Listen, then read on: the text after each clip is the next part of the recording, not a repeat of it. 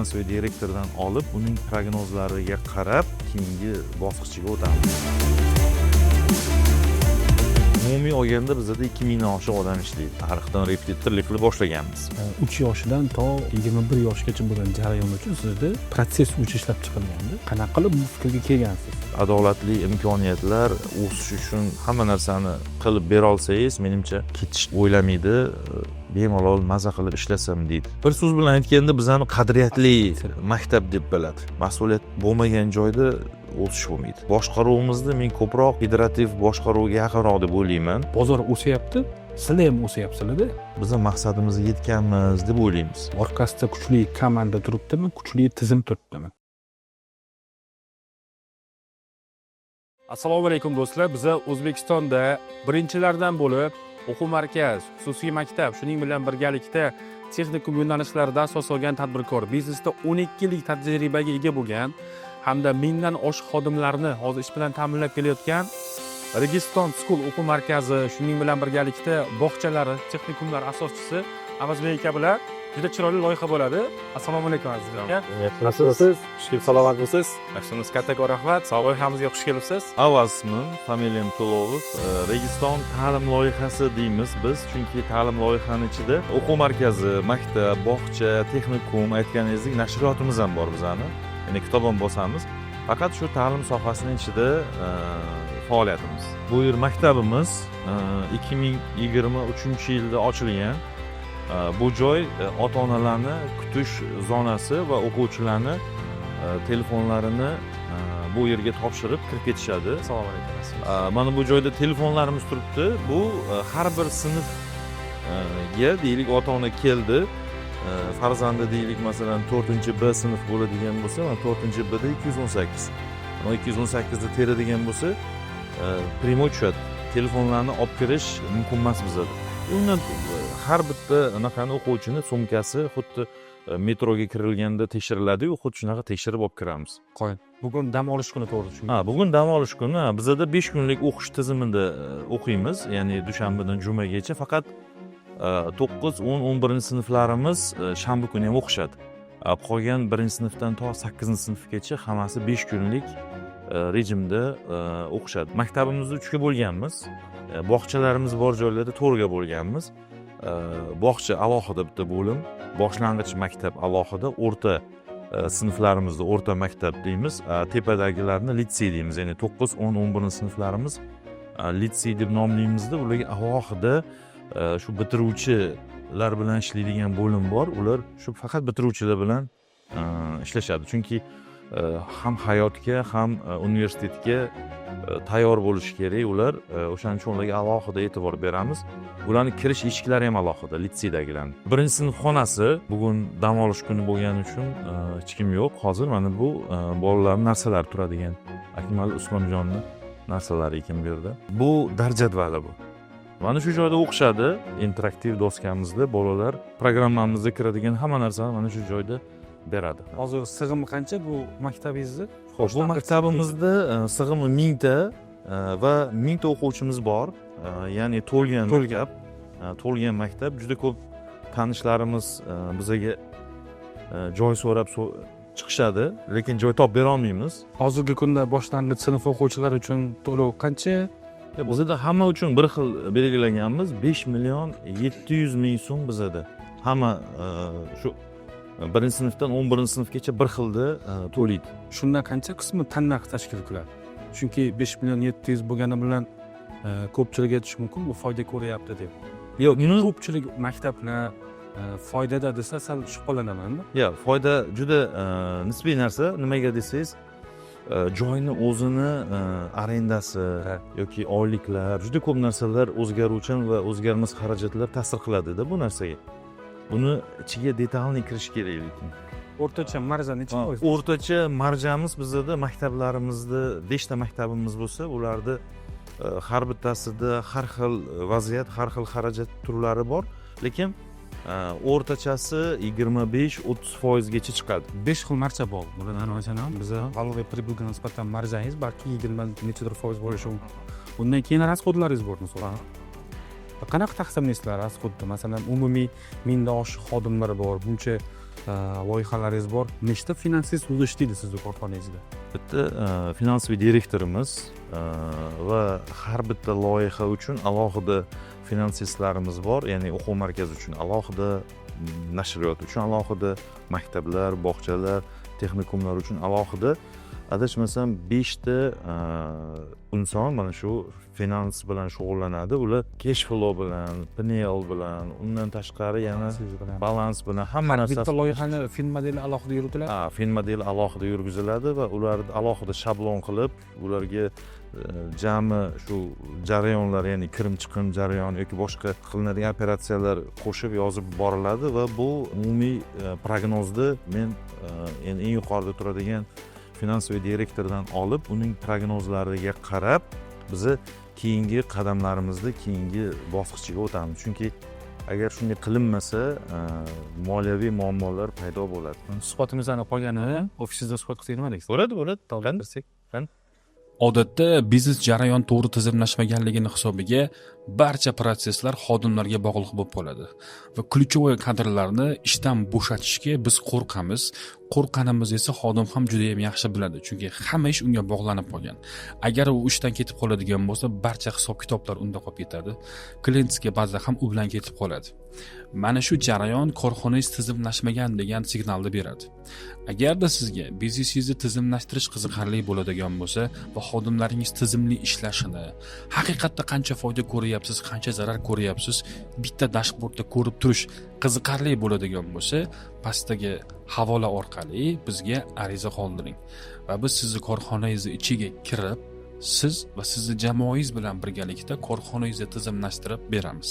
Avazbek aka, bu biznesni strukturasini qanaqa tuzgansiz o'zi? Strukturani hammasi bir organik deydi-yu, tabiiy shaklda ishlab chiqilgan. Ya'ni ko'pchilik nima deydi, tizimlashtirishda o'zini bo'limlari, hamma departamentlari deydi-yu, o'sha narsalarni tashkil qilib, keyin ularga mos shaxslar topib, keyin biznes tashkillashtiriladigan bo'lsa, bizda hamma narsa noldan boshlanganligi uchun, misol uchun bitta insonni o'zi 2 ta, 3 ta, 4 ta departament vazifasini bir paytda o'zida bajarishdan boshlab, kengaygani sari shaxslar boshqa, ya'ni kadrlar ko'payib, sekin-sekin o'z-o'zidan, misol uchun avval buxgalteriyani ichida moliya bo'limi bo'lsa, endi hozir deylik moliya alohida bir bo'limga aylangan va buxgalteriya o'zini ishini alohida bajaradi. Xuddi shunga o'xshab juda ko'p bo'limlarimiz organik shaklda kengayganimiz va vazifa, mas'uliyat ko'paygani sari bo'linib kengayib boravergan. Hozir mana o'quv markazimiz o'zi alohida struktura bilan boshqariladi. Maktab, bog'chalarimiz, umuman loyihalarimizni hammasini org strukturasi boshqa shaklda tashkil qilingan. Nima uchun? Birinchisi, ta'lim sohasini ichi bo'lsa-da, lekin o'ziga yarasha farqlari, o'ziga yarasha e'tibor beriladigan joylari bor. Har bir biznes egasi qaysidir bo'limga oxirigacha chuqurlashadi yoki bir nechta bo'limlar bo'lishi mumkin. Siz o'zingiz eng asosiy o'zingizda ishlagan bo'limlar qaysi bo'limlar? Oxirigacha chuqurlashadiganingiz qaysi? Avvaldan moliya bo'limini juda nima deymiz, ichiga kirishga harakat qilaman. Nima uchun? Chunki sizdagi pul mablag'larini aylanishi va prognozga ko'ra, misol uchun 1 yilda qancha foyda bor bo'lishini va uni qancha miqdorda reinvestitsiya qilishingizni bilishingiz kerak. Agar buni bilmasdan turib, ishimiz zo'r ketyapti-yu deb o'zingizning imkoniyatingizdan kattaroq qadamlarni tashlab olsangiz, juda katta muammolarga sabab bo'ladi. Undan tashqari yana HR bo'limiga, ya'ni kadrlar bo'limiga juda qattiq ichkarisigacha kirishga harakat qilaman. Nima uchun? Chunki biz ta'lim sohasidamiz. Umuman xizmat ko'rsatish sohasida men o'ylaymanki, shaxslarni, kadrlarni o'rni juda katta bo'ladi. Muhim.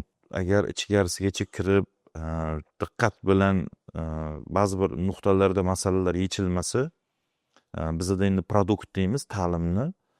Ta'limda ishlab chiqqan va ota-onalarga va'da berilgan vazifalarni, va'dalarni biz o'sha kadrlar bilan yechamiz.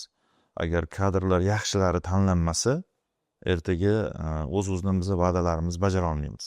Ya'ni siz asosiy resursingiz bu intellekt. Shunaqa. Kadrlarimiz, ya'ni o'qituvchilarimiz, muallimlarimiz, ustozlarimiz aynan mana shu vazifani bajaradi. Shunga juda qattiq diqqat bilan kadr masalasiga qaraymiz. Umuman olganda biznesingizda bitta analiz qilib ko'rsak, 12 yil davomida qanaqa bu shakllangan? Masalan, sizda nechta xususiy maktab bor? Hozir 5 ta xususiy maktab, 3 ta bog'chamiz bor. Bog'changiz bor va 2 ta texnikumimiz bor, o'quv markazi. o'quv markazlarimiz bor. Hozir adashmasam 47-si ochilishga tayyorlanyapti. Ya'ni ishlab turgani 45 ta filialimiz bor. 2 ta filialimiz ochishga tayyorlanyapti. Xudo xolisa niyatimiz shu yil oxirigacha bir 50 ta filial qilishni reja qilganmiz. O'shanga harakat ketyapti hozir. Va undan tashqari Rekprint bor adashmasam. Ha, bizada nashriyotimiz bor. O'sha avval boshida bizni poligrafiya shaklida boshlaganmiz. Hozir esa nashriyotga litsenziya olib, nashriyot tashkillashtirib, bosmaxona qilib, bir oyda 40-50 ming dona kitob bozorga sotamiz. Undan tashqari o'zimizning maktablarimiz, o'quv markazlarimizni to'liq kitob bilan o'zimiz ta'minlaymiz. Chunki bu juda biz uchun muhim. Ayniqsa kitoblar bilan ta'minlanishi, bu materiallar degani bu eng muhimi. Yana bitta yaxshi sifatli ta'lim tashkil qilish uchun programmalar muhim, ya'ni dars materiallari muhim, metodologiya muhim. Mana shu narsaga asoslanadigan o'quv darsliklarini biz o'zimizning maktablarimiz hamda o'quv markazlarimizga o'zimiz yetkazib beramiz va xuddi o'sha materiallar asosida bizadagi o'qituvchilar dars berishi kerak bo'ladi. Chunki bu standartlashtirish deyiladi o'z-o'zidan, ya'ni hamma maktablarimiz, o'quv markazlarimizda bir xil ta'limni, bir xil sifatda ushlashimiz uchun bu narsa muhim. O'shaning uchun ham nashriyot biz uchun juda kerak. Mana hozir gapingizni eshitib shunaqa analiz kelyapti. Qanaqa qilib bu narsalarni to'g'ri boshqaryapsiz? Masalan, har bitta protsesga chuqurlashmasdan ularga topshirib, chunki komandani boshqarishda shunday bir qoida borda, vakolat ber, lekin hisobotini ham ol degan ma'nodada. O'shancha so'raganimki, bu biznesingizda strukturasi nechta o'z bo'limlardan iborat? Qaysi bo'limlar siz o'zida ishlaysiz deganimda, HR, moliyani aytdingiz. Menimcha strategik boshqaruv ham o'zingizda bo'lsa kerak. Ha, strategik boshqaruv ta'sischi, asoschi sifatida o'zimda. Nimaga? Chunki bozor qaysi tomonga qarab yuryapti va biz tendensiyalarni doimiy analiz qilib, o'shanga yarasha kemani to'g'ri boshqarib borishimiz kerak-da. Bo'lmasa muammolar bo'ladi. Xullas, bizda yo'nalishlarimiz ko'pligi, lekin ularni bitta ta'limni ichida yurganimiz uchun, deylik masalan, marketing bo'yicha deylik, marketing bo'limi yoki HR bo'limi deymiz. Bular masalan bir-biri bilan doimiy kollaboratsiyada ishlaydi. Masalan, o'quv markazida HR bo'limi alohida, maktablarimizdagi alohida, lekin ular doimiy bir-biri bilan aloqada, kollaboratsiyada ishlashadi. Lekin nima uchun alohida qilganmiz, nimaga bitta qilib yubormaganmiz? Chunki juda katta loyihalar bo'lgani uchun, deylik masalan, maktablarimizda o'zi 500 dan oshiqroq o'qituvchimiz bor. Endi texnik xodimlar, o'qituvchi emas bo'lgan xodimlar ham ko'p bo'ladi-yu maktabda. Ular bilan hisoblasak bir 700 dan oshib qoladi xodimlarimiz maktablarda. Undan tashqari o'quv markazlarimizda ham bir 600-700 ta, balki 1000 ga yaqin bizda asosiy o'qituvchilarimiz bo'lishi mumkin. Bizda endi asosiy o'qituvchilarimiz, yordamchi o'qituvchilarimiz bor, hamda menejmentimiz bor alohida. Ularni hammasini qo'shadigan bo'lsak, 1000 ta xodim ishlaydi bir vaqt o'quv markazida o'zida. Bu o'quv markazi o'zida. Xususiy yoqda 700 ta ishlaydi. Ya'ni 1700 ta. Buning uchun biz icharimizda alohida qilib bo'lganmiz. Texnikumlarimizda 100 dan oshiq xodim ishlaydi. Umumiy olganda bizda 2000 dan oshiq odam ishlaydi. Ya'ni Registon ta'lim loyihasida o'sha nashriyotimiz, bog'chalarimiz, maktablarimiz, texnikum, o'quv markaz hammasini qo'shganda 2000 dan oshiq inson faoliyat olib boradi bizda. Boya 1000 dan oshiq deganingizga mana 1000 dan oshiq. Unda o'quv markazida men o'yladim. Chunki qarang, bizda loyihalarimiz har xil bo'lganga, lekin boshlanish nuqtasi o'quv markazi bilan boshlaganmiz. O'shaning uchun baribir o'quv markaziga qarab ketib qolamizda. Qanaqa qilib o'zi bu kirib kelgansiz bu bozorga? Boshlanishi repetitorlikdan kirib kelganmiz. Nechinchi yilga to'g'ri keladi? Bu 2010-yilga to'g'ri keladi. 2010-yilda tarixdan, ya'ni tarix darslarini o'zim berganman. Milliy universitetda o'qiganman. O'sha yerda student bo'lib bitirganimizdan keyin tarixdan repetitorlik qilib boshlaganmiz. Bitta xonani olib. O'shanda adashmasam 24mikin, 23 yoshmikin, shunaqa yoshda bo'lgan. O'sha paytdan boshlaganmiz. 24 yosh bo'lar ekanmiz.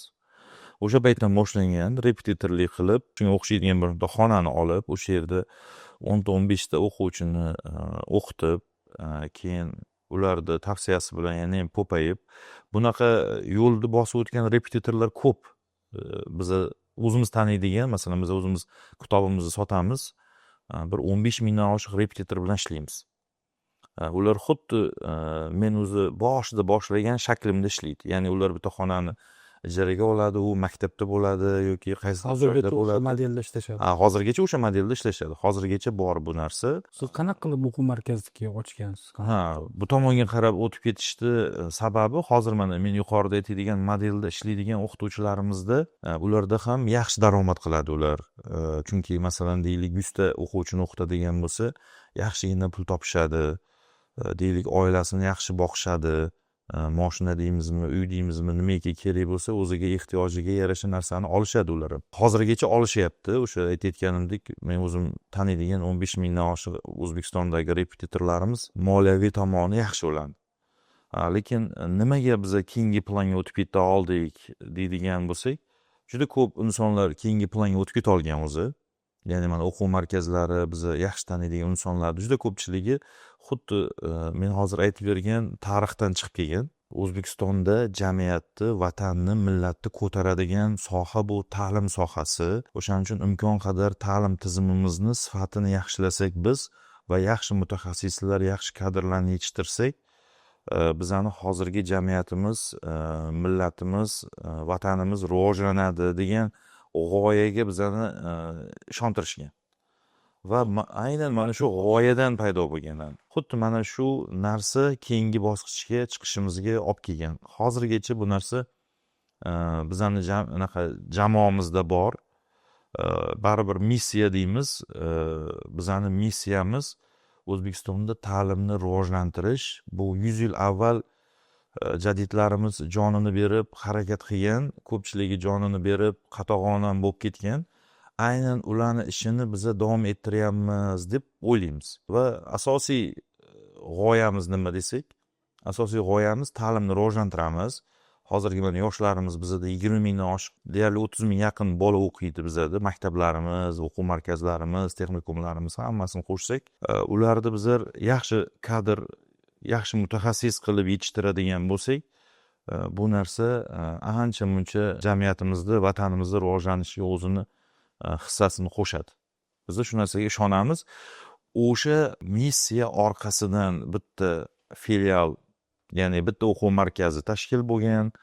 Undan keyin ikkinchisi, keyin uchinchisi, keyin xuddi shunaqa shaklda o'quv markazlarimiz deyarli adashmasam 25 talar bo'lganda o'z bizda kapital maktablar qurishga yetgan keyin. Ya'ni biz doimiy reinvestitsiya qilib kelganmiz-ku. O'shandan keyin biz keyingi plan, ya'ni maktab qurishga, ya'ni maktabni tashkil qilishga o'tganmiz.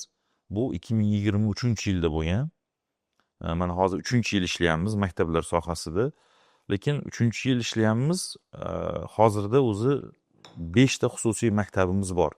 Farg'onada, Samarqandda va Toshkent shahrida 3 ta. Biznesingizni tizimlashtirish haqida juda ko'p o'ylaysiz, har xil biznes kurslarda o'qib ko'rgansiz, lekin haligacha natija yo'qmi?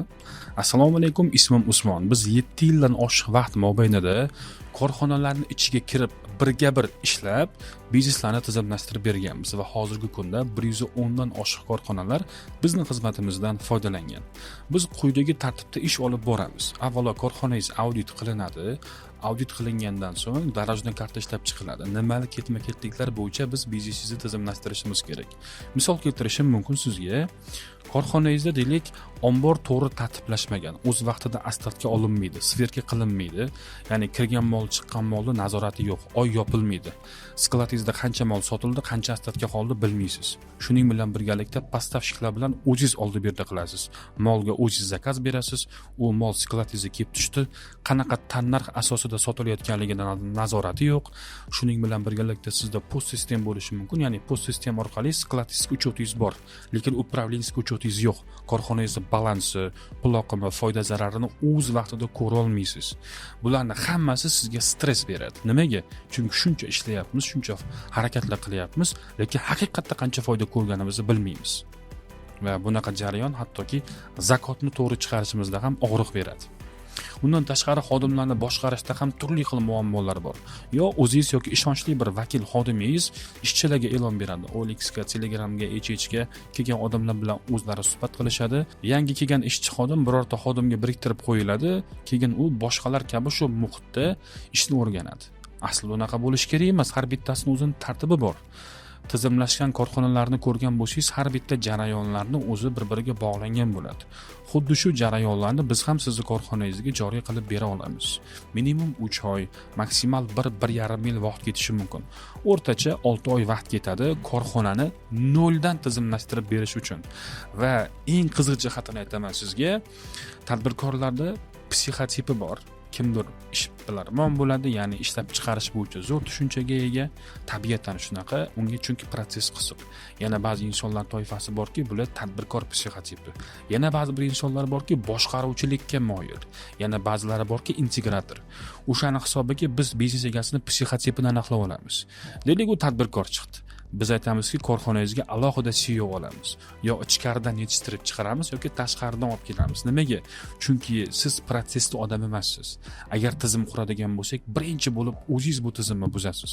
O'shaning uchun biz ko'p korxonalarda ichkariga CEO olamiz. Natijada u to'liq biznes boshqarish bilan shug'ullanadi, alohida finansist olamiz, u moliya bilan shug'ullanadi. Siz esa jarayonda biznes boshqarish bilan shug'ullanasiz. Sizga biznesingizni boshqarish va kuchli komanda tuzish qiziqarli bo'ladigan bo'lsa, pastdagi havola orqali bizga murojaat qiling va konsultatsiyamizga yoziling.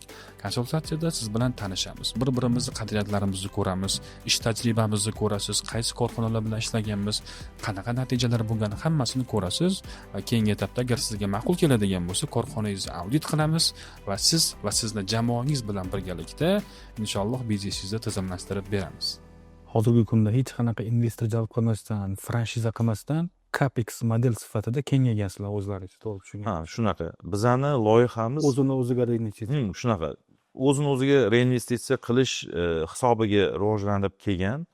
Xudo xolasa bundan keyin ham shunaqa niyatimiz bor. Ya'ni chetdan hech qanaqangi bir investor jalb qilmasdan o'zimiz ichki resurslar bilan rivojlanishni harakatidamiz.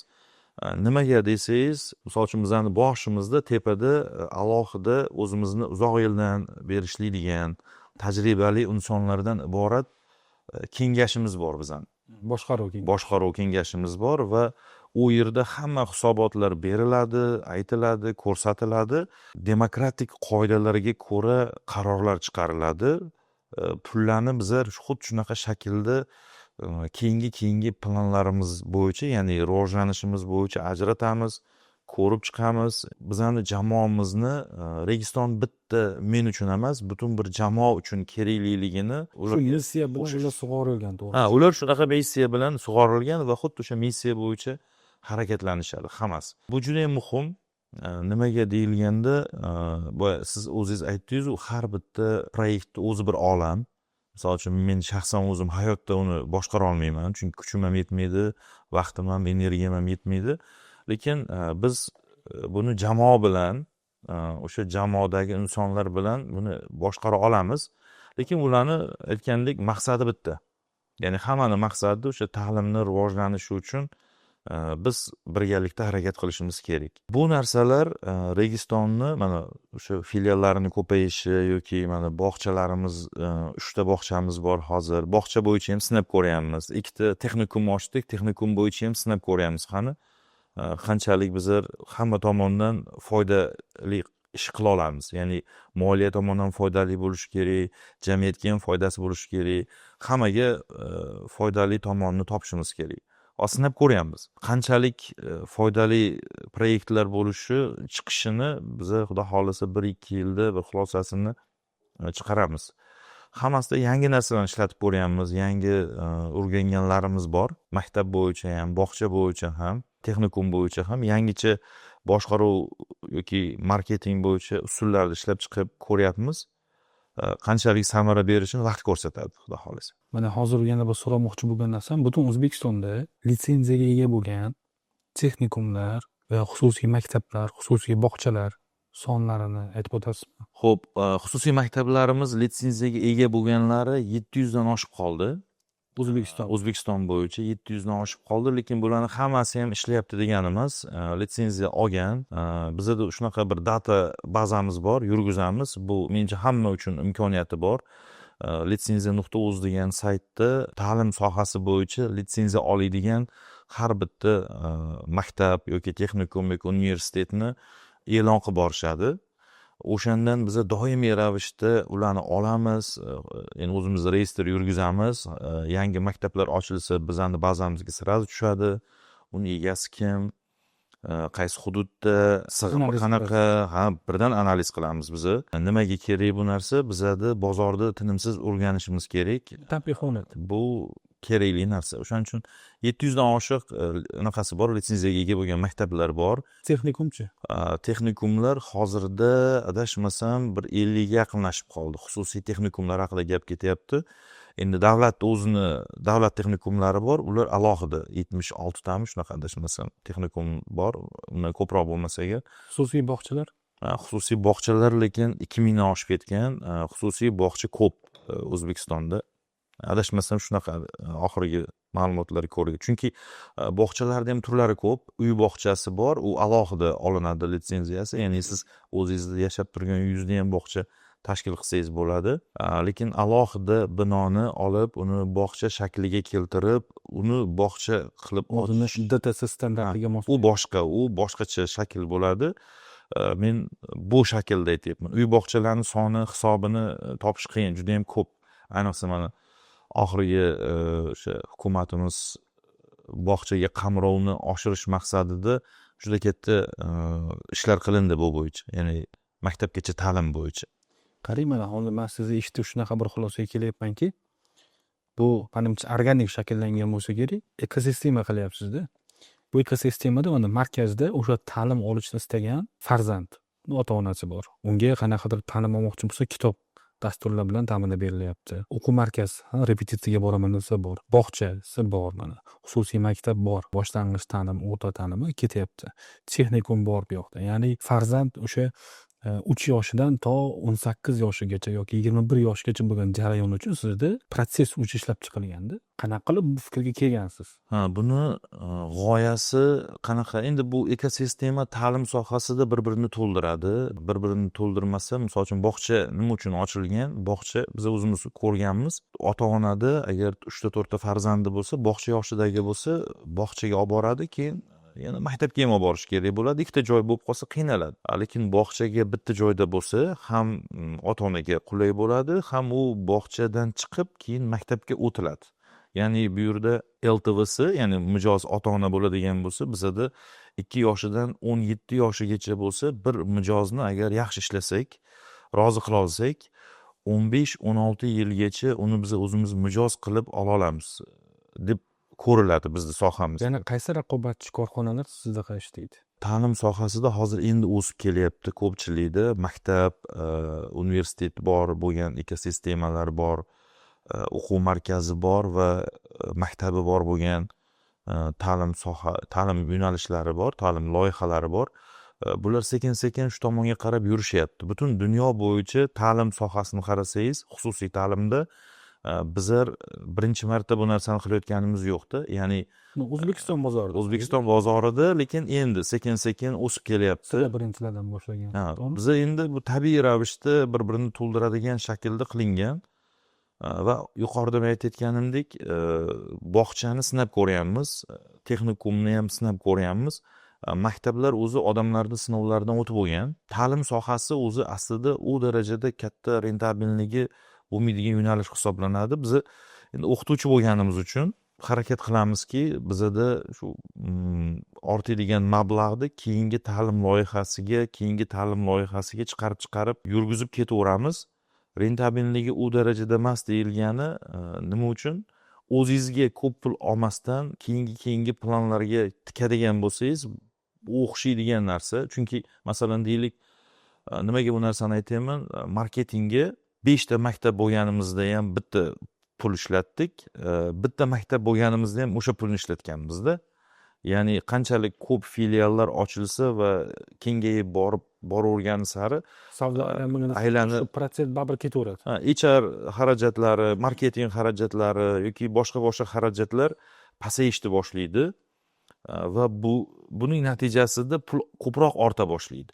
Xuddi shunaqa o'quv markazlarimizda ham biz 20 tagacha filial qilmagunimizcha bitta joyga katta bir mablag'ni yig'a olmaganmiz. 20 tadan oshgandan keyin kapital ko'proq yig'ilib, keyin biz maktabga o'ta olganmiz.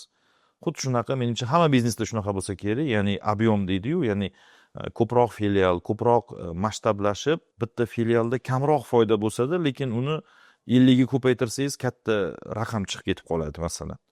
Xuddi shunaqa shaklda bizani loyihamiz ishlab keladi. Bundan 5-6 yil davriga nisbatan hozirgi kunda u markazlarda foydasi, marjasi o'sganmi yo kamayganmi? Masalan, bizani o'zimizni qarashlarimizga ko'ra, bozor juda o'quv markazlarida nestabil hisoblanadi, ya'ni barqaror emas. O'quv markazlarimiz juda nima deydi, bir tepaga tushadi, bir pastga tushadi, bir tepaga chiqadi, bir pastga, lekin shunaqa o'ynaydi. 5 yil oldin Registon 2019-yillarda oladigan bo'lsak, bizda 70 yoki 80% gacha abituriyentlarni tayyorlardik biz o'sha vaqtda. Biz mana shu 2020-yilga yaqin bozorni kuzatdik. Bozor qaysi tomonga qarab ketyapti? Bozor ingliz tiliga qarab ketyapti. Ya'ni hozir shu davrda yashayapmiz hozir. Ya'ni ingliz tili pikka chiqqan davrda yashayapmiz. Bilmayman, ingliz tili bo'yicha alohida hozir markazlar bor. Ingliz tili bo'yicha bilmayman minglagan o'quvchilar o'qiyapti hozir hamma markazlarda.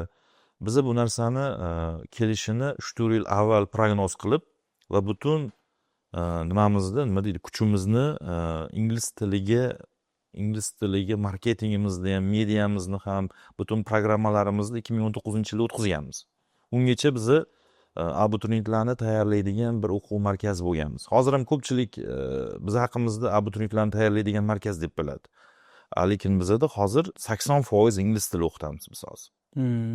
Hozir Registon o'quv markazi 80% ingliz tilini o'qitadi. Lekin yana bozor o'zgaryapti hozir. Endi 5 yil oldingini aytdingiz, men 5 yildan keyin ham misol uchun hozir biz nimani sezyapmiz, his qilyapmiz. Endi sertifikatlar davri boshlanyapti endi bu yog'iga. Milliy sertifikat. Milliy sertifikatlardan tashqari, misol uchun SAT yoki boshqa imtihonlarda turlari ko'p, xalqaro imtihonlar juda ko'p turlari. Mana shularni davri boshlanyapti va bizni ingliz tilini bilish yaqinda muammo bo'lmay qoladi. Chunki biz ham hozir bu yerda kimyo yoki biologiya yoki matematika o'qituvchilarimiz ham ingliz tilini yaxshi biladi hozir. Ular endi o'zlarini fanlarini ingliz tilida o'tishga tayyorlanishyapti. Bu nimaga olib keladi? Yaqinda biz xuddi mana Koreyada, Xitoyda yoki biz global dunyo bilan integratsiya bo'lyapti. Shunaqa bo'lib boryapmiz. Ya'ni juda ko'p xalqaro imtihonlar, mana A-level imtihoni deydimi yoki IB imtihoni deydimi yoki JIRI yoki yana ko'p imtihonlar bor, xullas bir bilmayman, yuzlagan imtihon bo'lsa kerak. Mana shu imtihonlarga tayyorlanish va top xalqaro universitetlarga tayyorlash darajasiga biz yaqin 5 yilda o'quv markazlari o'tib oladi deb o'ylayman. Endi bu narsaga moslasha olgan o'quv markazi qolib yashaydi. Bo'lmasa yopilib ketish ehtimoli ko'p. Chunki abituriyentlarga ixtisoslashgan o'quv markazlari mana oxirgi 5 yilda juda ko'pchiligi biz tanirdik, inqirozga uchradi yoki shaklini o'zgartirdi yoki yopilib ketdi. O'qituvchilari esa xususiy maktablarga dars berishga o'tib ketishdi. Juda ko'pchiligi men o'zim kuzatgan narsam. O'shaning uchun bizani 5 yil oldingi holatimizda biz zo'r bo'lganmiz. Hozir ham abituriyent sohasida zo'r bo'lganmiz deb o'ylayman. Lekin mana hozir ingliz tili zamonida yashayapmiz. Hozir ingliz tili eng ko'p o'quvchilar, hamma ingliz tilini o'rganishayotgan bir zamondamiz hozir. Bu davrda ingliz tilini o'zini kuchli o'rgatadigan markazlar chiqdi. Va sekin ixtisoslashib boryapti. Lekin ya'ni ixtisoslashib boryapti deganimiz, bizda ham har xil qarashlar bor. Misol uchun matematikani alohida, fizikani alohida yoki kimyo biologiyani alohida beradigan markazlarda sekin o'zimizni ichimizda shakllantirib olib chiqish niyatlarimiz ham borda. Endi juda bozor barqaror emas o'quv markazlari. Nimaga bunaqa? Chunki unaqaga kirish cheki arzonda, o'quv markazi ochish oson. Lekin chiqib ketish ham tez. Bilmayman, bir kunda yoki bir oyda qancha o'quv markazi ochilib, bir oyda qanchasi yopilib ketadiganini hozir hisoblash qiyin bo'lsa kerak. Zo'r. Sizda hozir xodimlaringiz o'rtacha LTVsi qancha? Xodimlarni biza qanaqa olamiz? Avgust oyida har yili iyul avgust oylarida bir o'quv yili uchun shartnoma tuzamiz. Deylik sentyabrdan keyingi yilgi avgustgacha o'sha vaqt bo'yicha to'liq kelishib olamiz hamma narsani. Ya'ni oylik maoshi yoki unga beriladigan sharoit, qoidalarimiz, hamma narsani kelishib olamiz.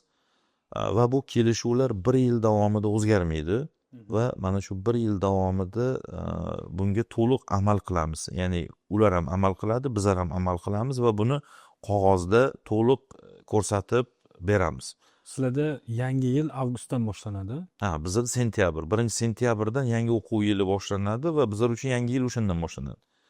Biz yil hisobimiz, moliyaviy hisoblarimiz, xullas hamma narsani o'quv yiliga moslashtiramiz. Bizda yanvardan boshlanmaydi.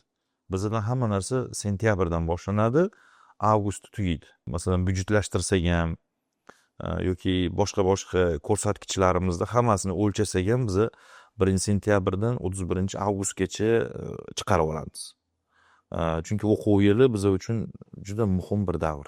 Demak, o'shanaqa kontraktda nimalar keltirilgan bo'lsa, o'shanga siz tomonidan ishga kiradi. Ular ham amal qilishi kerak.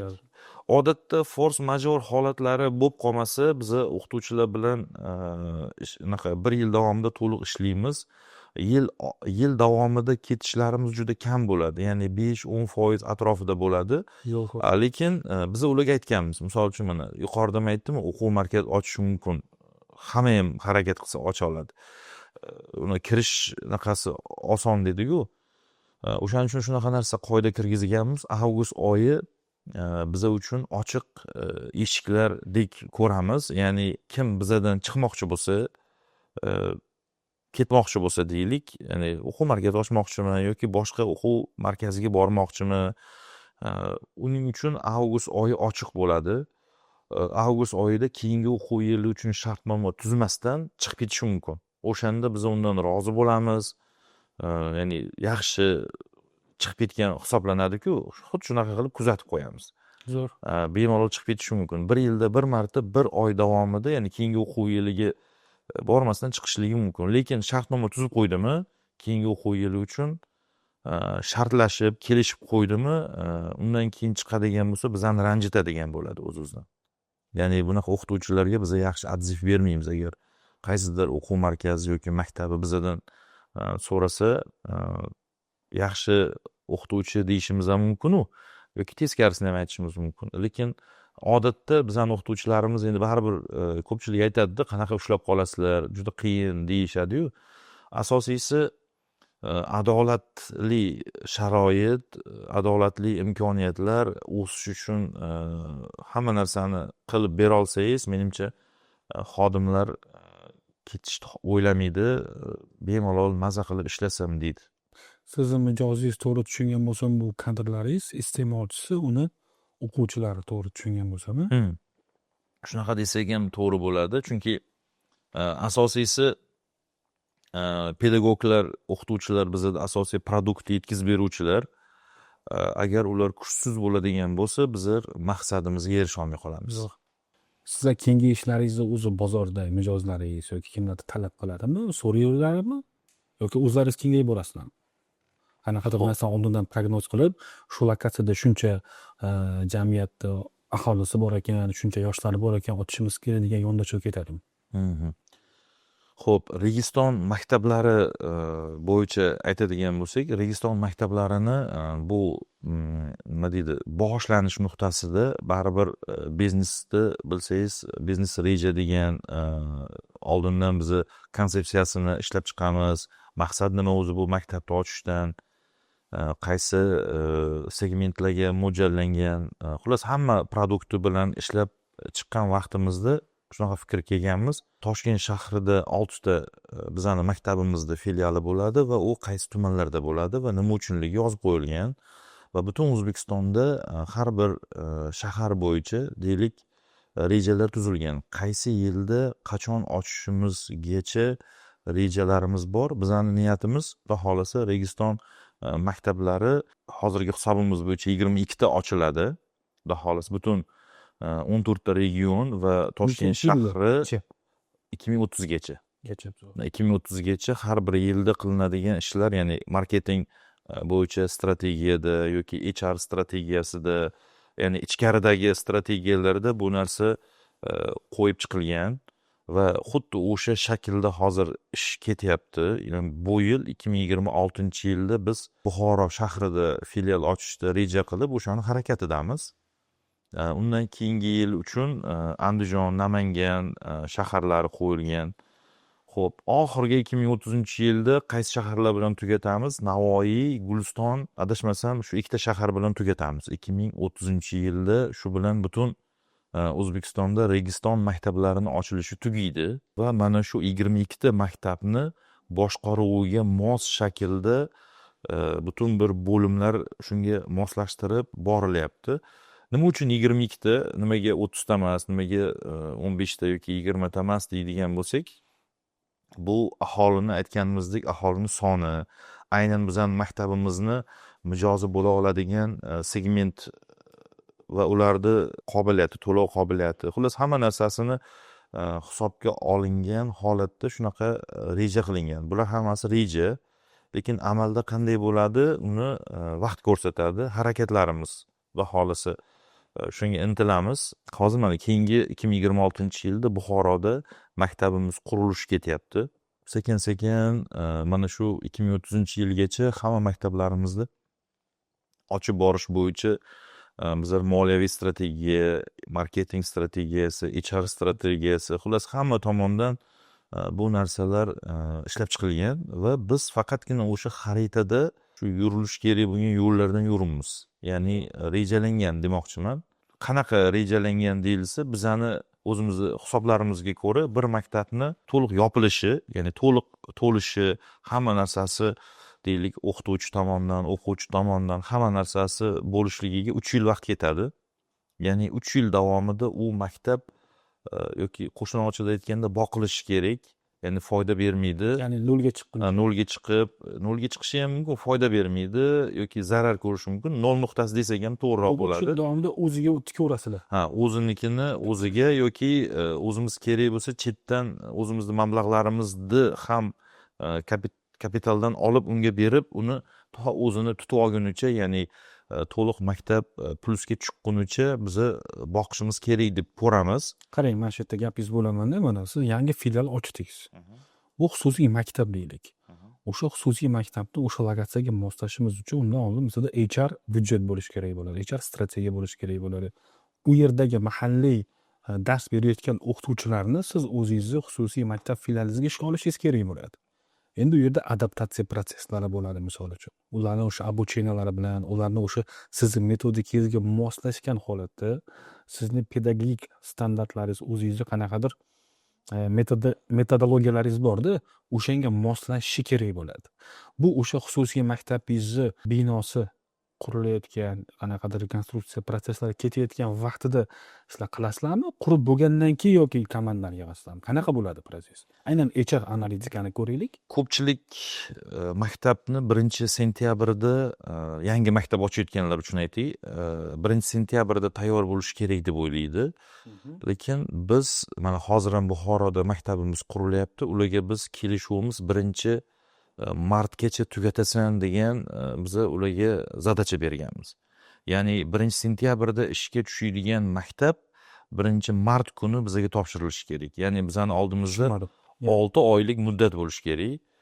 O'sha 6 oylik muddatda biz ikkita narsaga ulgurishimiz kerak. Bittasi hozir siz aytganingizdek kerakli kadrlarni topishimiz, ularni o'qitishimiz, tayyorlashimiz va moslashtirishimiz kerak. Bu bo'yicha ancha-muncha bizda ishlar qilib bo'lingan o'zi aslida. Ya'ni bu yo'ldan yurib ko'rgansizlar bir necha marta. Bir necha marta yurib, mana 5 ta maktab ochish jarayonida 5 marta o'tib ko'rganmiz. O'shaning uchun bizani har bitta fanimizni dars o'tilish metodologiyasi bo'yicha video darslar qilingan va o'sha video darslar maxsus platformaga joylangan. O'sha moslashtirish akademiyamiz bor. Ichki akademiyamiz bor. Har bitta deylik, masalan, matematika o'qituvchisini ishga oladigan bo'lsak, u birinchisi bizani moslashuv dasturimizdan o'tadi, imtihonimizni topshiradi, undan o'ta olsa keyingi bosqichga o'tadi. Attestatsiya bor. Bor. Ya'ni moslashtiriladi. Oxirida keyin bizani matematika bo'yicha dars o'tish metodologiyamiz bilan tanishadi. Unga biz uni ham video shaklda qilib qo'yganmiz. Xaritamiz bor o'zimizda, ya'ni A, B, C nuqtalarini qanaqa bosib o'tish kerakligi bo'yicha materiallarni beramiz. U oldindan bu narsaga tayyorlanadi. Kerak bo'lsa, mana o'tgan yillarda Samarqand, Farg'onadagi, Toshkentda bo'lsa Toshkentdagi osonroq, lekin viloyatdagi o'qituvchilarimizni Toshkentga olib kelib, bu yerda ishlab turgan maktablarimizdagi darslarga olib kirib, Как stajyorsiz. bizadagi mana yurib turgan maktablarimizda qanaqa darslar bo'lishini, tartib qanaqa, hammasini oldindan bizlar tushuntirib, keyin mana sentyabrda bizning yangi maktablarimiz ish boshladi. Men o'zim kuzatdim. Deylik, masalan, biz birinchi yilda mana shu G'unchadagi maktabimizni ochganimizda menejmentda juda qiyinchilik bo'lgandi-da, chunki tajribada ancha-muncha muammo masalalarimiz chiqib kelgandi. Lekin mana bu yil xuddiki o'sha yangi maktablarimiz avvaldan ishlab turgandek ishni davom ettirishdi. Nimaga? Chunki ular o'zi, bilmayman, 4 oylab tayyorgarchilik qilingan dedi. Misol uchun mana sentyabr oyida bir paytda o'zida Samarqanddagi maktabimizda 600 ta o'quvchi o'qish boshlaydi. Ota-onalar uchun bular hali yangi maktab-ku, bular xato qilishi mumkin degan tushuncha ularda bo'lmaydi. Bular Registon, bular ancha yillardan beri ishlab kelgan tajribali bir maktab deb ko'radi va xatolarni kechirmaydi va xatolarni qattiq reaksiya beradi agar xato bo'ladigan bo'lsa. O'shaning uchun ham biz qattiq tayyorlanishimiz kerak. Xudoga shukr, aytganimdek, xuddi avval ishlab yurgan bir maktab bo'lganidek davom ettirib ketdik. Ya'ni hozir mana noyabr, deyarli dekabrda turgan bo'lsak, hammasi joy-joyida, xuddiki mana yangi maktablarimizda avvaldan ishlab yurgan maktablardek ishlashyapti va men o'zim jiddiy qaraydiganim filiallar deylik tabaqalanib qolmasligi, ya'ni sifat har xil bo'lib qolmasligi. Shu masalaga kirmoqchi. Mana shu narsalarni juda o'zim jiddiy qarayman. Richak sifatida o'shaysiz bilasan. Juda ham muhim. Mana yonimizdagi xonada bizada kamera bo'yicha metodistlarimiz bor, tekshirishadi darslarni. Bunaqa metodikadan bilmayman balkim kimlardir qo'llasa kerak, biz hali eshitmaganmiz. Deylik, masalan, ingliz tili darsi bo'ladigan bo'lsa, bizlar ingliz tili darsini kamera orqali kuzatamiz. Lekin kuzatayotganimizni o'qituvchi bilmaydi. Ya'ni odatdagidek dars o'tadi. Doim u bilmaydi. Chunki random orqali, deylik, masalan, bizda hozir 80 ta o'qituvchi ishlaydigan bo'lsa, Men pedagogni dars berish ilmini ham gapingiz bo'ldi. Sizlar otsenka qilib borasiz. Shunaqa. Chunki sifat kerak bizga. Qanaqadir xulosa berish kerak. Xuddi siz aytayotgan masalani men zarada ko'rganman protsessini. Buni siz bunaqa joriy qilganingiz juda ham zo'r. Chunki biz uchun sifat muhim. Ya'ni sifat hamma joyda ham muhim, lekin ayniqsa ta'limda bu juda qattiq qaraladi. Ham maktab bo'lgandan keyin to'g'ridan to'g'ri sizni dars berish standartingiz, sifatingiz brend reputatsiyasiga to'g'ridan to'g'ri bog'langanda. Shunaqa. Shuning uchun bizda endi ko'proq ota-onalar, o'quvchilar ko'proq narsa kutishadi bizdan. O'shaning uchun ko'proq Uchta kutayotgan narsasi nima? Eng muhim nuqtasi menejmentda tizimli ishlashni kutadi. Ya'ni tizimli ishlash degani, tasavvur qilish uchun aytaman. Ertalab soat 8 dan soat 5 gacha bizda ish vaqti bo'ladigan bo'lsa, deylik ota ona farzandlarini ertalab maktabga qo'yishi, uni qabul qilib olish, bu bitta bosqich boshlandi o'zi. Keyin ertalab zavtrak deymiz, ya'ni nonushtani qilishi tartibli ravishda, ya'ni bu yerda tasavvur uchun aytaman, 1000 ta o'quvchi o'qisa, 1000 ta o'quvchi 4 mahal ovqatlanishi kerak bo'ladi. 4 mahal o'zini vaqtida va to'g'ri tashkillashtirilmasa bu narsa darsga ta'sir qiladi. Bu tartibsizlikka, xaosga olib keladi. O'shaning uchun to'g'ri tashkillashtirilishini menejmentni ota-onalar kutadi.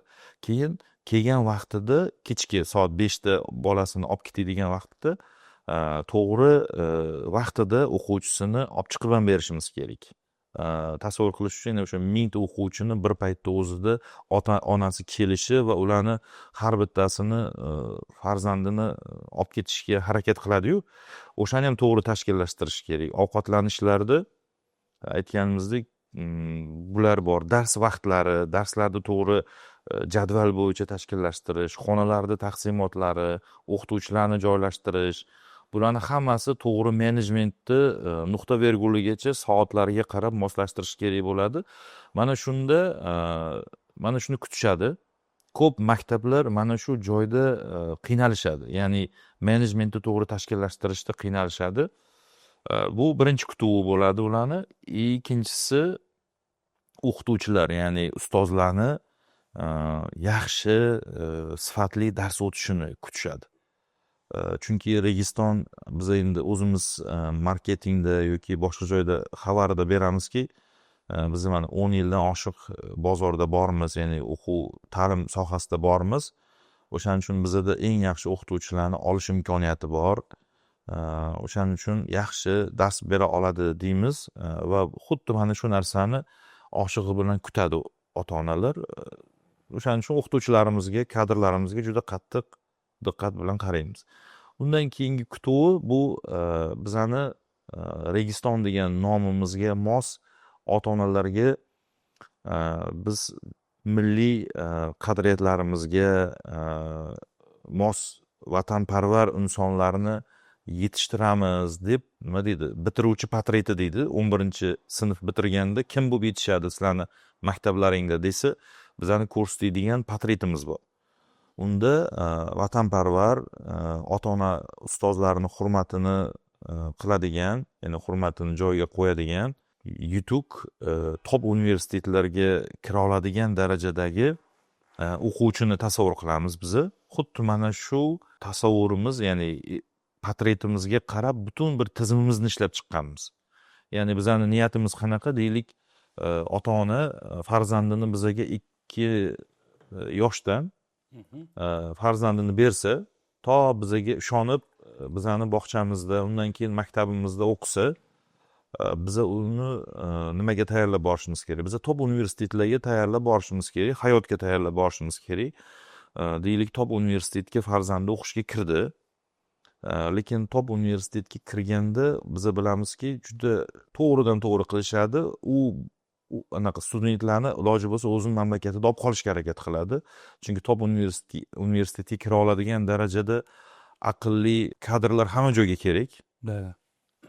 Agar ular u mamlakatlarda qolib ketadigan bo'lsa, bu ota-onaga ham va bizga ham, bu vatanga, davlatga ham minus deb o'ylaymiz. Chunki ular vatanparvar bo'lib, ota bobosini taniydigan, deylik, tarixini yaxshi biladigan, milliy qadriyatlar bilan ulg'aygan inson bo'lsa, chetga borish, ya'ni chetga top universitetga kirishdan asosiy maqsad yaxshi ta'lim tarbiya, yaxshi deylik bilim olib, yaxshi tajriba olib, keyin qaytib vatanga bu yerda rivojlantirish kerak.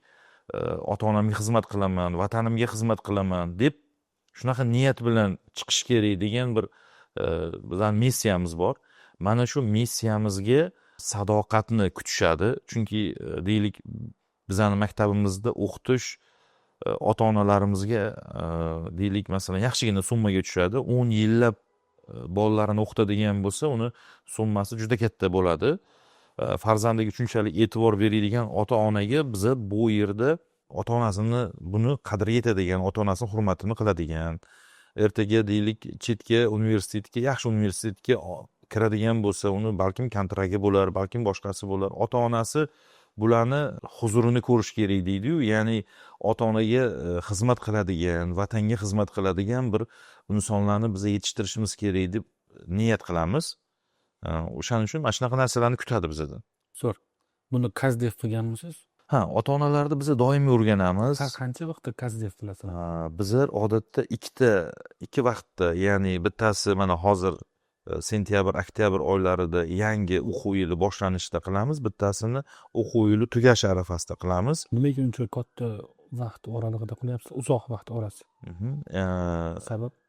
Sababi kelgandagi kutuvi qanaqa edi-yu, ya'ni o'quv yili tugayotganida kutuvi qanaqa bo'ldi va keyingi yildagi kutuvlari qanaqa bo'lishini biz o'rganamiz, lekin bu KAZDEFlar doimiy ravishda olib boriladi o'zi aslida, chunki bizaga e'tiroz bilan yoki taklif bilan yoki qanaqadir tashabbus bilan chiqadigan ota-onalar bo'lsa, birdan ularni doimiy o'rganib boramiz.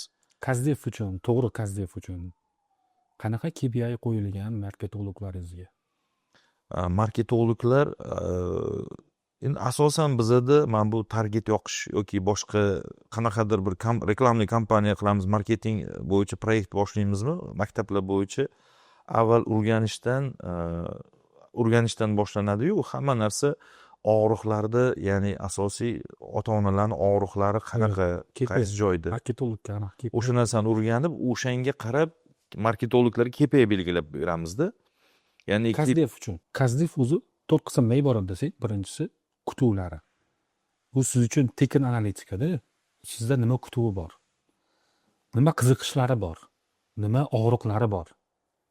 Masalanda, mana shu narsalardan eng asosiysi bor. Bu nima deydigan bo'lsa, sizni u qanaqa tasavvurda qabul qilyapti?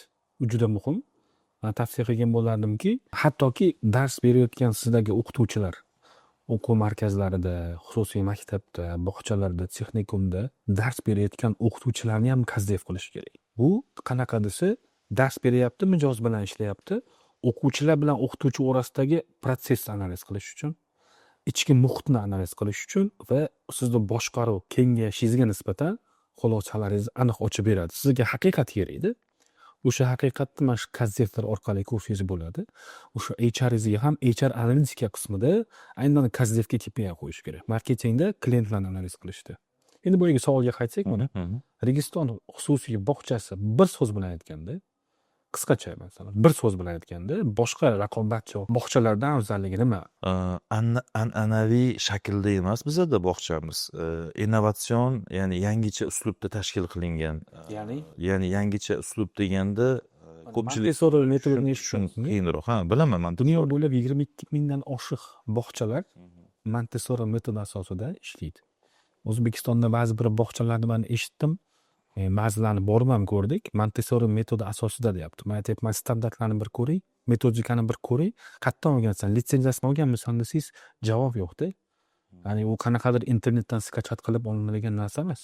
Bu yerda gapirdimi? Mana brend nima desa, berilgan va'daga ishni bir xil qilib berish, ya'ni vafo qilish va'daga nisbatan.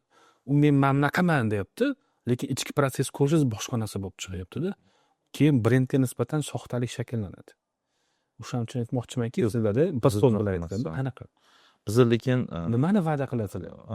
Anaqa nima deydi, Montessori bo'yicha yoki boshqacha uslubda o'tamiz demaymiz. Biz an'anaviy emas, yangicha yo'nalishdagi bog'chamiz deymiz.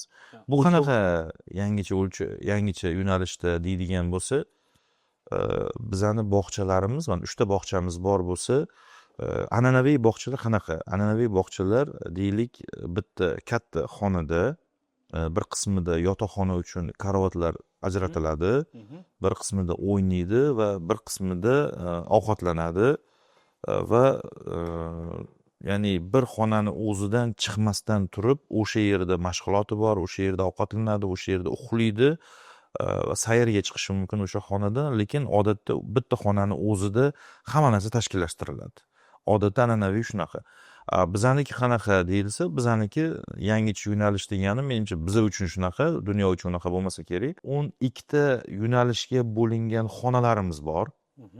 har bir xona deylik ixtisoslashgan xonalarimiz bor. Har bir xona deylik masalan koinot xonasi bor. Koinot xonasi.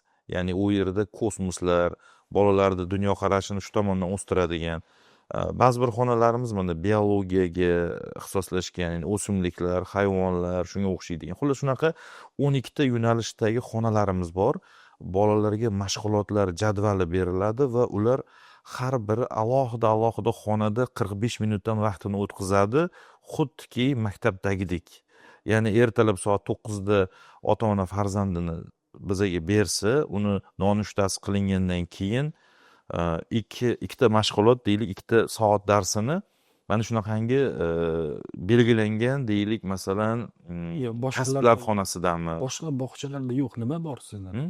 Yo'q, boshqa bog'chalarda yo'q bo'lgan narsa bizada mana dars jadvallari deydi-ku hozir. Xuddi shunaqa xonalardan ko'chaveradi. Masalan, 45 minut bola bitta xonada mashg'ulot o'taydi. Tushungan bo'lsam, o'sha avraga moslashadi. Shu avrani obrazni his qilib, masalan, koinot bo'lsa, koinotga moslashgan tasavvurda bola his qiladi o'zida. Keyin boshqa muhitga o'tganda ham xuddi shu muhitga tushadi yana. Boshqa xona demaylik, ixtisoslashgan yo'nalishlar bor. Masalan, kasblar xonasi bor.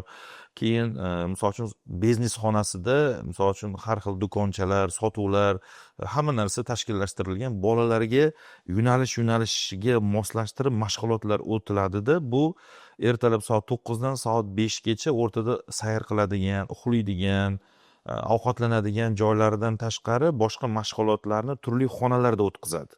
Ya'ni bola kelib bir xonani o'ziga kirib, kechqurun faqat o'sha xonani o'zidan chiqib ketmaydi-da. Ovqatlanadigan joy alohida bizada, uxlaydigan joyi ham alohida, mashg'ulotlarni turli xonalarda o'tkazishadi. Bu narsa nimaga olib keladi? Bolani birinchidan zerikmasligiga olib keladi va har bir mashg'ulotni alohida bir mutaxassislar ko'pincha o'tadi. Deylik, masalan, til xonasida tillarni alohida o'qituvchi o'tadi. Keyin masalan bizada suzish bor, basseynlarimiz bor, misol uchun bog'chamizda basseyn alohida. Shunaqa alohida mashg'ulotlarimizda bolalar zerikmaydi. Kerak bo'lsa tezroq olib borib qo'ying bog'chaga deb talab qiladigan bolalarimiz ham ko'p lekin bizda. Hozirda bog'cha 100% to'lganmi? Ha, bog'chalarimiz o'zi mana Farg'onada mart oyida ish boshlagan, Chilonzordagisi adashmasam may oyida boshladi, Samarqanddagi iyul oyida boshladi. Ya'ni ularda hali birortasiga 1 yil bo'lgani yo'q lekin. Zo'r. Lekin 70-80% gacha to'lgan. Bog'cha dunyosi umuman boshqa bir dunyo. Albatta. Ya'ni o'quv markaziga o'xshamaydi. Oxiri yo'q buni. Ketaveradi. O'shaning uchun ular bilan ishlayapmiz, o'rganyapmiz. Bog'cha mavzusida alohida bir mutaxassislarimiz bor. Ular bilan birgalikda programmalarini qilib, mashg'ulotlarini ishlab chiqib, ularning ustida ishlayapmiz, lekin 1 yilga hali yetmadik bog'chani ochilganiga. Xususiy maktabchi. Bir so'z bilan boshqa xususiy maktablardan afzalligi. Xo'p, boshqa xususiy maktablardan afzalligi menimcha ma'lum bir konsepsiya asosida maqsad bilan o'quvchilarni o'qityapmiz deb o'ylayman. Ya'ni shunchaki emas. Dunyoni top 100 talik universitetlariga nechta talaba kirgan? Hozir o'tgan yilda birinchi bitiruvchilarimiz chiqishdi. Bu yil ikkinchi bitiruvchilarimiz chiqadi, xudo xolasa. Lekin hali misol uchun biz olimpiadalarga yoki boshqa tanlovlarga borib kelgan bo'lsak-da, lekin mana bu top universitetga o'quvchilarimiz kirdi deb mana bu yil 2026-yilda ayta oladigan bolalarni hozir tayyorlayapmiz deb o'ylayman. Chunki 23-yil ochildi dedi. Endigina ochildik, endigina bitiruvchilarimiz chiqadi. Lekin aslida hozir mana 1-sinfga qabul qilgan o'quvchimiz endi 3-sinf bo'ldi. Uni to 11-sinfgacha deylik bir 6-7 yil vaqt ketib qoladi. Shunda 100%lik metodologiyasidan 100% bizning metodologiyamiz bilan chiqayotgan bo'ladi. Hozirgi o'quvchilar bularning hammasi boshqa qaysidir ungacha ta'lim olib kelgan. Xususiy maktablar yoki davlat maktablaridan biz qabul qilib olgan o'quvchilarimiz. Bularni tom ma'noda bizani bitiruvchilarimiz deya olmasak-da, lekin ular bizadan bitiradi. O'shaning uchun jiddiy qaraymiz. Bitiruvchilar bilan ishlaydigan alohida bo'limimiz bor bizning. Bo'yiga savol kelsak, mana bir so'z bilan afzalligi. Afzalligini bir so'z bilan aytadigan so'z ko'p. Bittasini aytadigan misol uchun Men nimaga bu savol beryapman aytaymi? kazdef shu uchun kerak. Bog'changizni ota-onalar bilan kazdef qilgan vaqtingizda o'sha Registon Kids deydigan bo'lsak, brend pozitsiyasini aniqlash uchun kerak. Demak biza mamlaqa qabul qilgan. Bir so'z bilan bir so'z bilan aytganda bizani qadriyatli maktab deb biladi. Ya'ni nima uchun deyilganda biza qaysi qadriyatlar ustida qurilgan? 3 ta qadriyatni ayting asosiy. milliy qadriyatlarimiz bor, vatanparvarlik hamda biza mana bu matematika, ingliz tiliga ixtisoslashgan bo'lsak-da, lekin SATga ixtisoslashgan degani miroviy уровеньda shunaqa. to'g'ridan to'g'ri top universitetlariga kira oladi-da. Shunaqa dunyoni xohlagan top universitetlariga topshira oladigan, lekin milliy qadriyatlariga asoslanib bir vatanparvarlarni yetishtiradigan joy deb bilinadi. Endi vatanparvarlik deganda ko'pincha vatanga deyiladi. Vatan, davlat nazarda tutiladi. Bizani nazarimizda bu narsalar eng yuqorida turadi, lekin eng muhimi o'zini oilasiga, ya'ni ota-onasiga, aka-uka, opa-singillariga sadoqat va ularni oilaviy shunaqa deb tushuniladi. Ya'ni vatanga muhabbat degani boshlanishi oiladan boshlanadi, mahallasidan boshlanadi. Biz shunaqa deb tushunamiz. Sizni brendingizni pozitsiyasi, siz mana brend qurib bo'lgan insonsizda, o'zi yo'nalishingizda. Qanaqa o'zi brendingizni pozitsiyasi? Brend pozitsiyasi boshqa ta'lim yo'nalishidagi raqobatchilarga nisbatan mijozlarni ko'zi bilan qarasak. Mijozlarni ko'zi bilan qarasak, endi biz o'zimizni yo'limizda bizning missiyamiz aytdik-ku, biza misol uchun mijozlarni tomonidan qarasangiz boshqacharoq ko'rinadi. Misol uchun mana biz iqtidorlarni kashf qilish deb bilamiz. Ya'ni har bir insonning ichida o'zining iqtidori bor va uni biza kashf qila olsak, biza maqsadimizga yetganmiz deb o'ylaymiz. Bitta fikr aytaymi? Mana o'zimning yaqinlarim sizni uchinchi sentringizda o'qiganda dars berganlari ham bor. Menda misolan pozitiv fikr.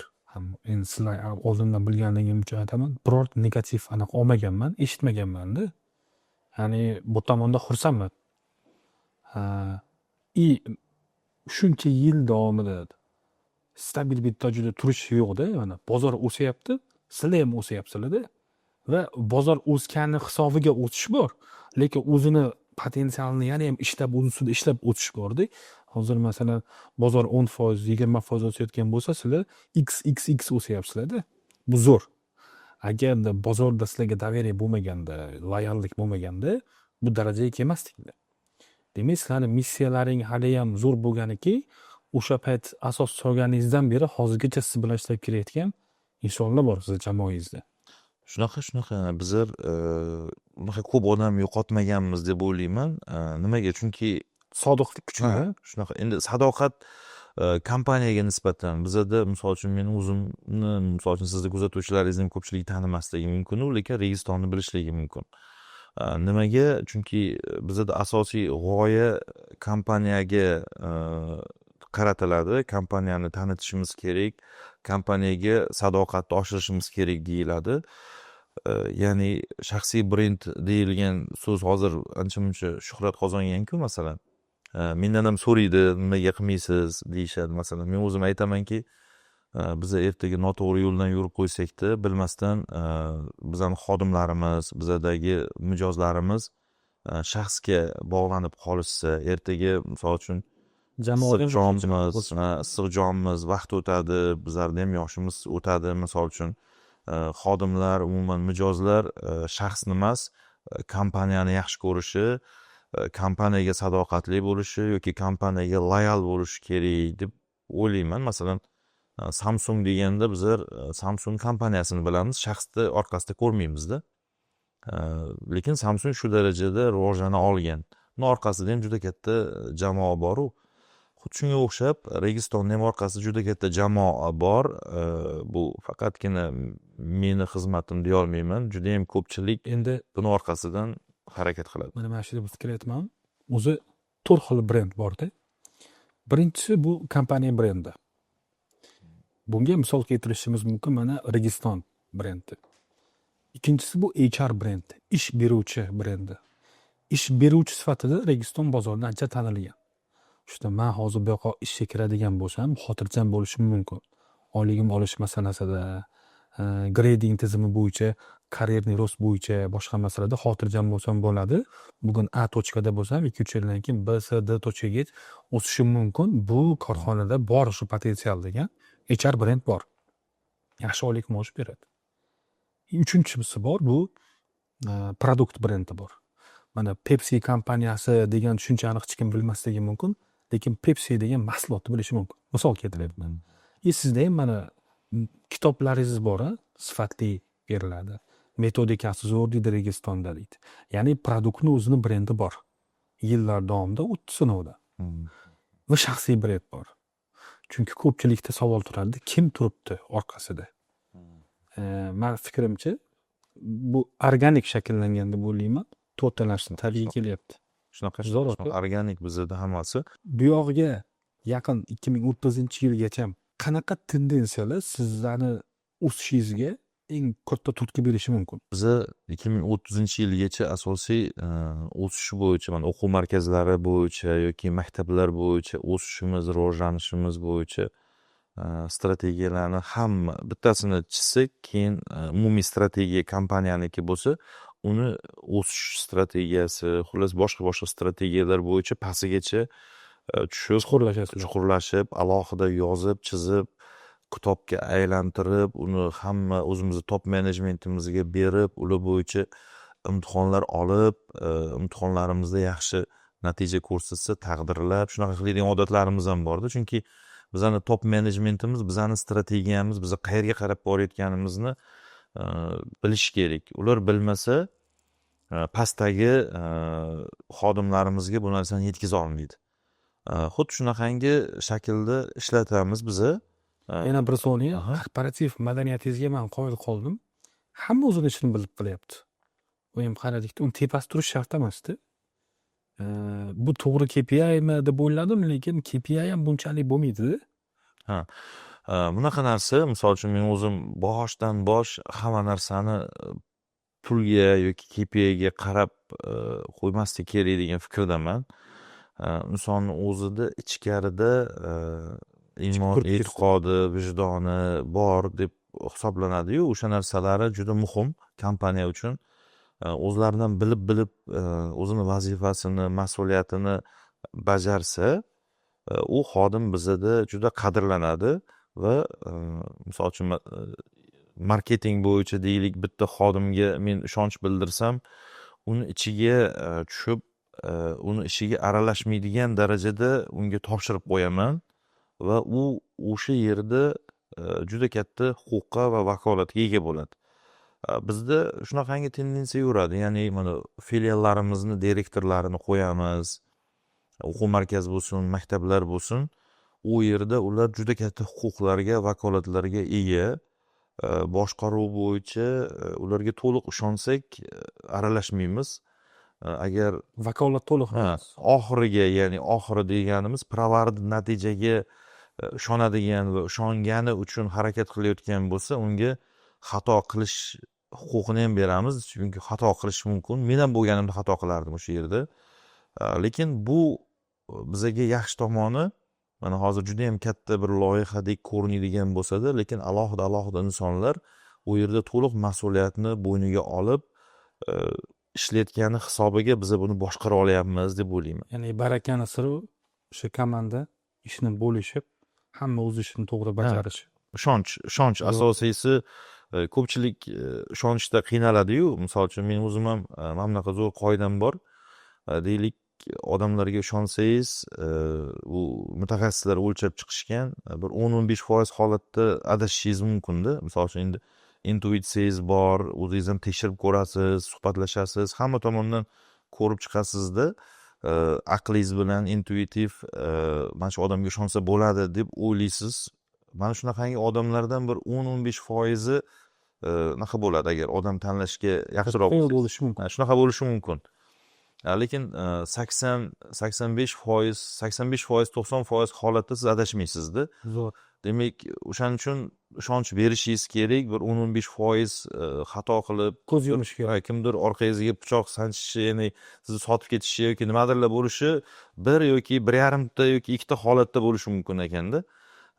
Buning uchun qolgan hammani chopib qolgan hammaga ishonmasdan qarashingiz xato deb o'ylayman. Zo'r keys bo'ldi. O'shaning uchun ishonish kerak va vakolatni, huquqni berish kerak. Nimaga desangiz, vakolat bilan huquqni orqasida mas'uliyat bo'ladi-da. Agar vakolatdan huquq ham bermasangiz, mas'uliyat ham bo'lmaydi. Mas'uliyat bo'lmagan joyda o'sish bo'lmaydi. Bizda shunaqa, filiallarimizni boshqaruvi shunaqa. Ya'ni lokal hududda unga juda katta huquq beramiz. Demak, to'g'ri tushungan bo'lsam, mana shunchalik katta kengayib ketishingizda 2000 dan oshiq xodimlar borligi, 47 ta filial o'quv markazi bo'yicha, 5 ta xususiy maktab filiali, masalan, bog'chalar, texnikum, orqasida kuchli komanda turibdimi, kuchli tizim turibdimi? Tizim plus komanda turibdi desam to'g'riroq bo'ladi. Chunki masalan men o'zim tarixchiman dedim-ku boshida. Tarixda bilsangiz boshqaruvlarni turlari bor. Qanaqa? Unitar deydi. Ya'ni unitar degani sentralizatsiya qilingan, ya'ni markazlashtirilgan boshqaruv bor. Keyin federativ boshqaruv bor. Federativda federatsiyalarga, ya'ni lokal qismlarga bo'linadi-da, xuddi shunaqa boshqariladi. Ularga erkin boshqaruv qanaqasi beriladi? Keyingisi bor, konfederatsiya deydi. Bu konfederatsiya boshqaruvi bu o'sha franshizaga oid bo'ladi. Ya'ni franshizada alohida bir standartlar birlashtirib turadi-yu, lekin ichkariga umuman aralashilmaydi. Franshiza aralashtirilmaydi degani standartni bo'ladi. Bizani boshqaruvimizda men ko'proq federativ boshqaruvga yaqinroq deb o'ylayman. Ya'ni nimaga? Markaziy hokimiyat bor, ichkaridagi federal hokimiyat deylik. Ya'ni ichkaridagi hibridlashganda filialda o'zini ichkarida ham o'zini huquqlari, mas'uliyatlari alohida ajratilgan. O'sha yerda turib ular ko'p ishlarni o'zlari mustaqil qaror qabul qilib, mustaqil hal qila oladi. Siz bo'lmasangiz proses yuradi demak. Menga chiqmaydi. Shunaqa darajada vakolat huquq berilganki, ular juda ko'p joyda mustaqil qaror qabul qiladi. Ishga olish bo'ladimi, bo'shatish bo'ladimi, yoki oyliklarni oshirish, tushirish yoki nimadirlar sotib olish yoki xullas hamma jarayonlarda ular o'zlari o'sha filialda o'zini qo'yilgan direktorlar amalga oshiradi. Ular o'zlari qaror qabul qiladi, lekin sharti qanaqa?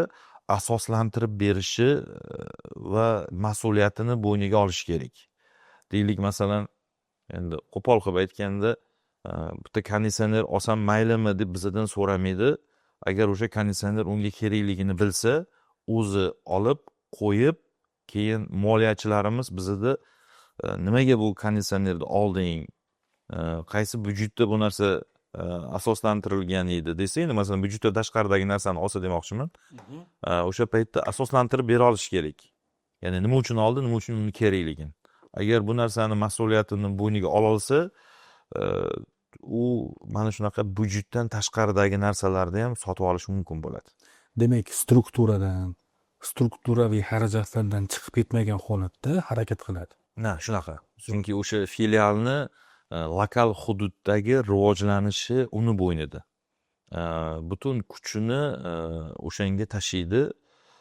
Bizda, misol uchun, Toshkent shahrining har bir tumanida filiallarimiz bor bo'lsa, o'quv markazlarimizda o'zlarini lokal mahallasigacha, maktablarigacha bo'lib olishganda, chunki masalan, mana Yunusobodda 5 ta 6 ta filialimiz bor ekan. 6 ta filialimiz bor ekan. Maktablar, mahallalar, territoriyalar bo'lingan. Filiallar uni territoriyasiga granitsasi bor o'tmaydi, chunki bir-biri bilan shunaqa raqobatlashadi. Ya'ni bu ichkaridagi muhitda bu. Bizda shunaqangi ichkarida ham muhit bor, endi tashqarida endi asosiy raqobatchilarimiz ham bor. Bu narsani men o'zim ko'rsam hazillashaman. Endi Amerika Qo'shma Shtatlariga agar borgan yoki ular tizimini bilsangiz, misol uchun men o'zim ko'raman, shtatlar bir-biri bilan raqobatlashadi, lekin har bir shtat, bilmayman, bitta shtat balkim Fransiya yoki Germaniyadan ham anaqasi iqtisodi yoki ishlab chiqarishi kuchli bo'lishi mumkin-da ba'zi bir shtatlarda. Ya'ni ichkaridagi dunyo, Amerika Qo'shma Shtatlarining ichkaridagi dunyosi o'zi bitta dunyoda. Ichkarisi shunaqa bir-biri bilan raqobat qiladi, dunyo bilan ishi yo'qdek tuyulganda men o'zim birinchi o'rganib chiqqanim. endi men ham hazillashib aytaman, sizlar ham shunaqa bo'lib ketyapsizlar, tashqariga umuman qaramayapsizlar, faqat o'zimiz bilan o'zimiz. Misol uchun mana 5 ta filial Yunusobodda bo'lsa, har bitta maktabni, har bitta naqasini sinflari bo'yicha, o'zining yo'nalishi bo'yicha ko'proq o'quvchini qamrab olishga harakat qiladi. Son uchun kurashadi, sifat uchun, ya'ni natija uchun kurashadi, bir-biri bilan qattiq raqobatlashadi ham kerak bo'lsa. O'zimizni ichkarimizdagi filiallarimiz ular birlashadida, o'z-o'zidan tashqaridagi boshqa raqobatchilarimiz bilan ham yaxshigina bu natijalarni ko'rsataveradi. Zo'r. Mana shunaqangi tizimga yaqinroq shaklda ishlaymiz. Bu narsa bizaga hozircha plus olib kelyapti. Lekin men o'zim doimiy kuzatib turaman, chunki bozor o'zgaradi, tizimlar qaysidir joyini o'zgarishi mumkin. Ya'ni yopishib olish kerak deb o'ylamayman. Ya'ni aynan bitta tizim ishlayapti, demak doim shu ishlaydi deb moslashuvchansizlar. Moslashuvchanroq bo'lishimiz kerak deb o'ylayman. Ya'ni bozorga qarab, vaziyatga qarab moslashuvchan bo'lishimiz kerak. Chunki bozor juda tez o'zgaryapti hozir menimcha. O'shaning uchun ham biz bozorga qarab tizimimizni moslashtirib, sekin-sekin o'stirib boraverishimiz kerak. Hozir siz bilan biz faqat tepasi haqida gaplashyapmiz-da, buni ichkarisi, ya'ni boshqaruvni ichkari nuqtasigacha tushib borsak, juda ham bo'linishlari ko'payib boradi. Masalan, o'quv markazlarimizni ichkarisi, filiallarda o'zi, filialda direktoridan tashqari moliya menejeri, servis menejeri, sotuv menejeri, media menejeri degan naqalargacha pastgacha tushib, alohida ularni vazifalari, mas'uliyatlari bor. Ya'ni ular pastgacha bo'linib, har bitta pozitsiyada qiladigan ishlarigacha berilgan. Ya'ni aniq bo'lmagan narsa juda kamda. Men ko'p insonlarni kuzataman-da, mana maktablashgan, o'z sohasida chempionga erishayotgan insonlarda juda ko'pligi kamtar insonda. Qo'li ko'ksida, mana sizda ham ko'zim shu narsani qoyil. Doim shunday bo'lsa, menimcha mana shu xarakterni o'zi ham ko'pchilikni jamoa sifatida birlashtirishda ham katta effekt bersa kerak deb o'ylayman. Shunaqa bo'lsa kerak. Chunki baribir asoschi deymiz-u, o'shan atrofida unga asoschi xizmatchida bunday qaraganda. Shunga mos insonlar jamoasi yig'iladi va u hamma bilan birgalikda rosa qilib ishlaydi. Ya'ni demokratroq insonlar bo'lishadi deb o'ylayman. Ya'ni ular bilan bo'lishadi, shunaqa. Hozir ustida ishlayapmiz. Eng muhim narsa bu biz uchun yangilik, ko'p joydan so'radik, qilolmadik. Biz ichki fondimizni qilyapmiz hozir. Ya'ni oila fondi deb atadik. Bu islomiy moliyaga asoslangan pul tikish tizimi bo'ladi. Hozir juda ham ko'p o'qituvchilarimiz, bizlarning menejerlarimiz bizlar ham shu sherik bo'laylik, qo'shilaylik degandan keyin ishlab chiqishni boshlaganmiz. Bir yilcha bo'lib qoldi. Oxiriga yetishimiz adashmasam, shunga o'xshaydigan bir loyiha qilyapmiz. Yaqinda xudo xolasa buni ham ishga tushiramiz. Buni endi ommaga emas, bizda ishlaydigan insonlarga ichkarida bo'ladi. Va yuqorida aytganimdek, ichki investitsiyani hisobiga biz yanada kapitalizatsiya ko'proq naqamiz bo'ladi, ya'ni imkoniyatimiz bo'ladi. Bill Gates ham Microsoftni yopilish arafasiga kelganda ishchilariga aytadi-ku, men sizlarga applikasiyalarni beraman, shunaqa moment keladi, bu narsalar o'zlaringni sotib olaman deb o'zini ichki komandasidan qilib, o'stirib yana ham daveriya bo'lib o'sib ketgan. Shunaqa. Ya'ni ko'plab muvaffaqiyatli kompaniyalar bu narsani qo'llagan. Shunaqa planimiz bor edi, endi shunaqani hozir ishga tushiryapmiz. Sodiqlikni yana ham oshiradi. Ya'ni ko'p ijobiy tomonlari bor ekan, o'shaning uchun shu ustida ishlayapmiz hozir. Zo'r. Azizbek aka, sog' bo'ling. Omadingiz bersin. Tizimlashmagan aksariyat korxonalarda mahsuloti skladida ostatka bo'lib qoladi va har bitta mahsulot ustiga qancha qo'yilyapti, MML tovarlar, ya'ni asosiy foyda keltiruvchi mahsulotlar qanaqa bo'lishida ham hisoblashga qiynalishadi. Shuning bilan birgalikda xodimlarni KPI'ni qo'yishda ham og'riqlar bo'ladi. Haqiqatda qancha foyda ko'rdim, qancha zarar ko'rdim, buni ko'rish ham juda qiyin bo'ladi va turli xil muammolar ham bor va shuni hisobiga oilasiga, salomatligiga, sayohatlariga vaqt ajrata olmaydi. Agar sizda ham shu og'riqlar kuzatilayotgan bo'lsa, pastdagi havola orqali bizga ariza qoldiring va bepul konsultatsiyamizga ega bo'ling. Konsultatsiyadan so'ng biz sizni korxonangiz ichiga kirib, siz va sizni jamoangiz bilan birgalikda biznesingizni tizimlashtirib berishimiz mumkin.